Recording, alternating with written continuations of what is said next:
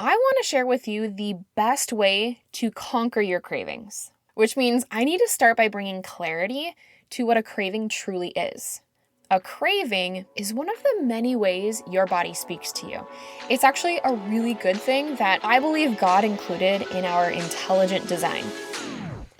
Do you struggle to stay consistent with healthy eating and just want food decisions to be easy, guilt-free, and sustainable? You're in the right place.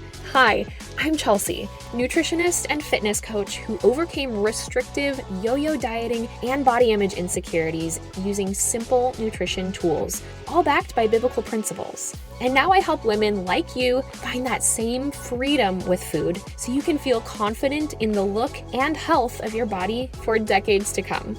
I'm ready to dive in with you. So grab that cute notebook you've been hanging on to and let's go.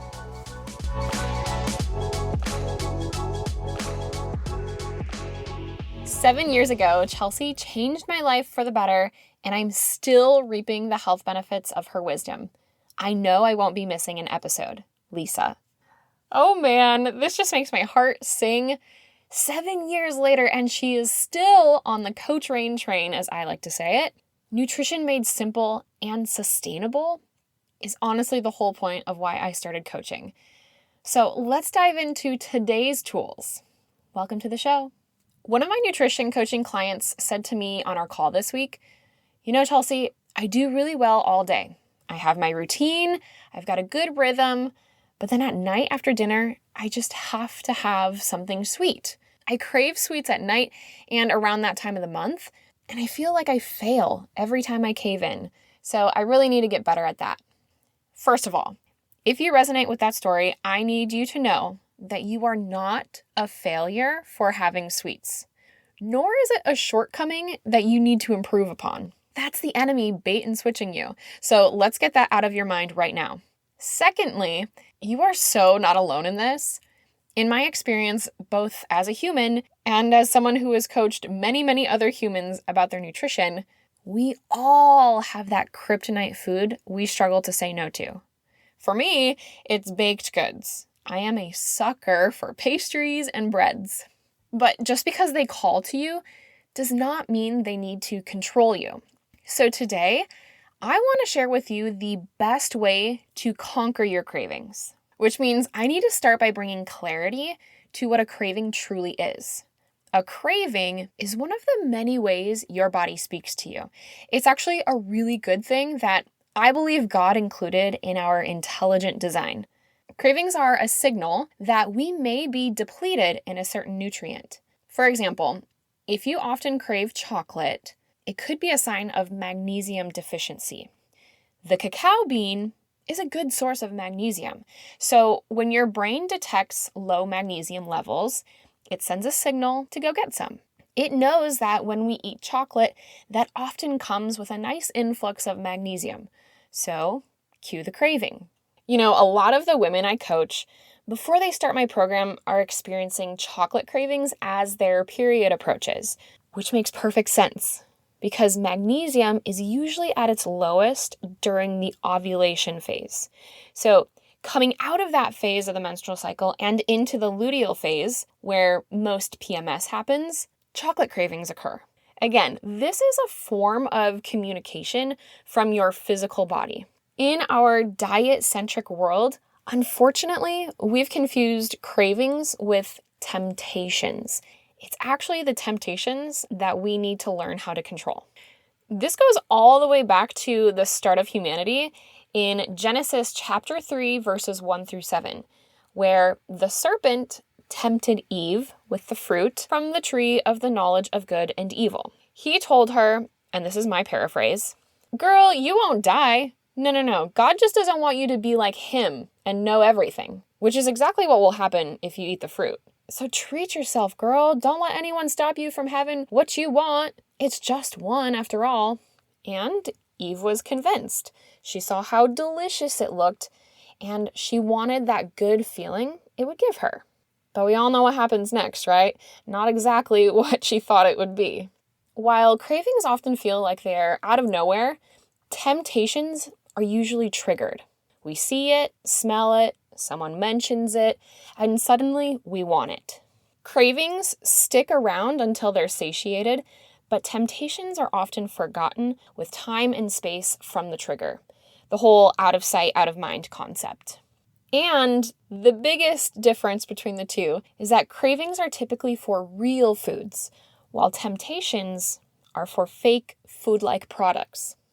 I'll never forget the time early in my nutrition journey when I woke up one day and seriously wanted sardines. But the crazy thing was, I had never even had a sardine before. Like, what the heck? I was grossed out by the concept of eating a whole fish that wasn't breaded and deep fried in stick or patty form, but I had this intense, visceral craving for sardines. So I decided to try them. I cooked a whole can of sardines into a zucchini noodle pesto dish because mentally I still couldn't eat them straight from the can. But I'll tell you what, they were so satisfying, and that craving immediately dissipated. My body told me something, I listened and responded, and the problem was solved. It's such a cool thing to experience. But here's the point. If cravings are from God as a protective mechanism to keep us from being malnourished, then we can't crave things He did not create and intend for us for food. That's when it's a temptation. We're thinking chips, donuts, candy. I won't list more because I don't want to be the reason you feel tempted. So, in my nutrition coaching program, I walk my clients through the process of controlling our cravings, where we learn how to interpret the cues our bodies are giving us and how to appropriately respond with real food. I actually just give them this whole chart of, if you're craving this, we're probably depleted in this. These are the real food sources that can help fix that. It can often be as simple as having a quality bar of chocolate in the pantry, and when that week of her cycle comes, just have a little square each night after dinner to satisfy that craving. It may also be realizing that it's not the specific food that we're craving, but rather a texture or a temperature or a flavor we're drawn to. I mean, talk about freedom and control with food so that we can stay consistent for the long haul. We're truly understanding what our body is communicating with us. And if that sounds like something you want guidance on, head to coachrain.com/nutrition coaching to just book a call with me and save your seat in my nutrition coaching program. It would be my honor to help you conquer those cravings. In the program, we also go through a number of strategies to fight the enemy's temptations with food. Because, let's be honest, he is clever and persistent. So we need to be equipped with practical tools that keep us from falling victim to the enemy's schemes. Right now, I want to give you the best first line of defense in breaking food temptation that has a stronghold over you. And it's this: fast from that thing for a full 7 days.